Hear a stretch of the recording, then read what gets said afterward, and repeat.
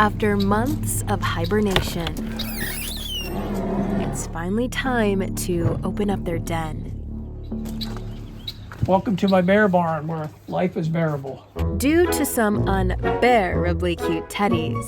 There's close to maybe 5,000. From literally all over. This is from Mexico, Paris, Australia. Even Elvis is in the building. No, he's in the barn. Whoops. Okay. All stuffed in James Lovette's barn. Originally, it was supposed to be also for tools, but the bears took over. How they all got here? Well, depending on the day, James will tell you two different stories. The first is the tale of Mama and Papa Bear, who are now kept on opposite sides of the barn for being less than grisly. I don't want any more little bears. The second version takes us back to when James was a little boy. I was probably around 5 years old.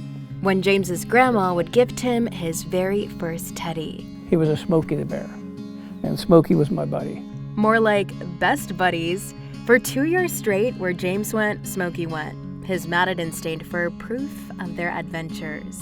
My mother decided to wash it, and we had one of those old tumble washers, and she threw him in there after he soaked in the tub, and he went round and round and round. And he came out, all his sawdust came out of him, and I was like, just unbelievably upset.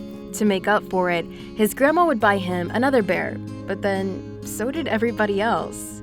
Relatives, friends, my godparents, neighbors. One bear turned into two, two into three, and, well, you get where I'm going. But according to James, You never have enough teddy bears. that's because he says they make the best of friends. They don't complain when you eat potato chips in bed. They are always ready to give you a hug.